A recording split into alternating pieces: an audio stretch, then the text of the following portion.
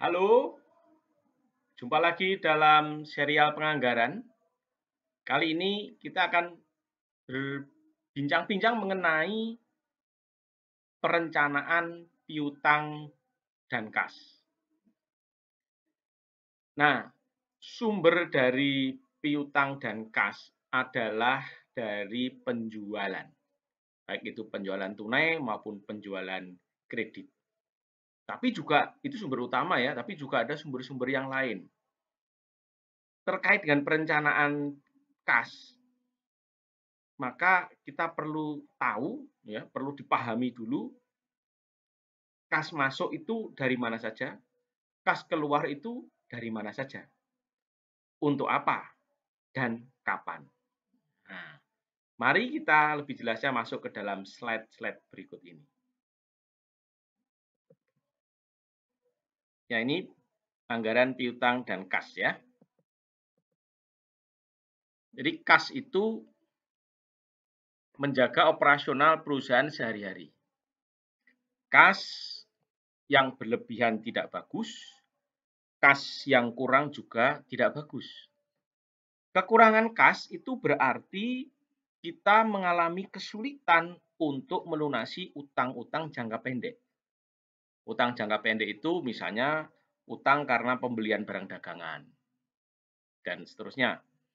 Kenapa? Karena kalau utang pembelian barang dagangan, utang kepada pemasok bahan baku misalnya itu berkurang atau kita tidak bisa membayar gaji karyawan itu juga kesulitan, maka kredibilitas perusahaan di mata pemasok, di mata karyawan, di mata bank, kalau kita harus menyicil utang di bank, itu akan turun.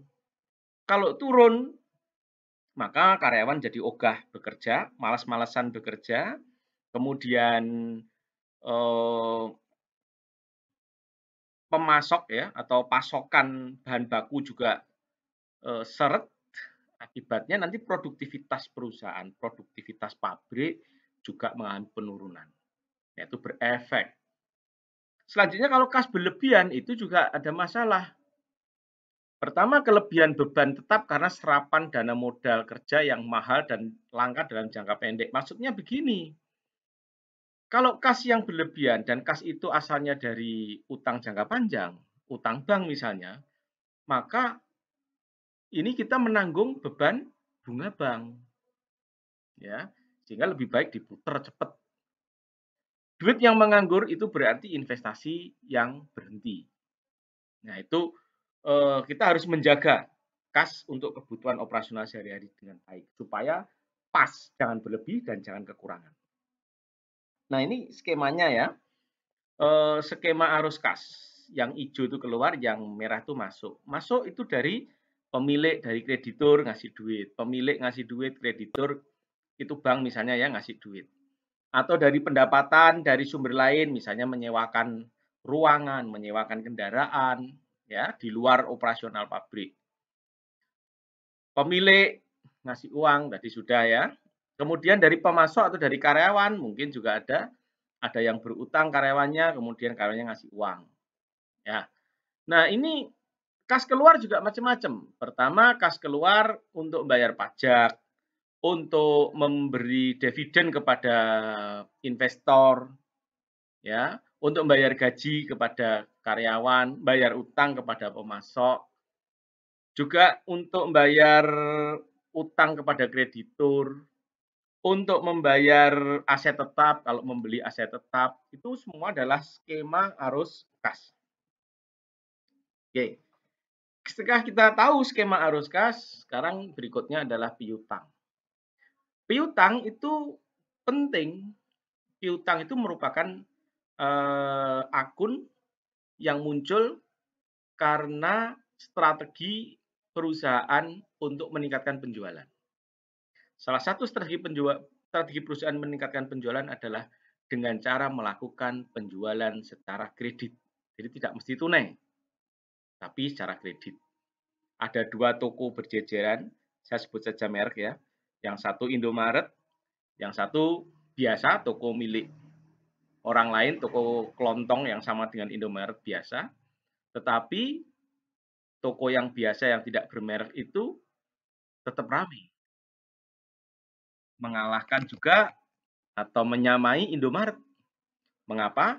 Karena di Indomaret tidak bisa beli kredit, sedangkan di toko sebelah bisa beli kredit. Nah, itu strateginya. Jadi piutang itu ada manfaatnya ya. Dengan adanya piutang, penjualan secara kredit, maka omset bisa naik. Omset naik, untung naik. Kemudian hubungan dengan konsumen juga lebih baik.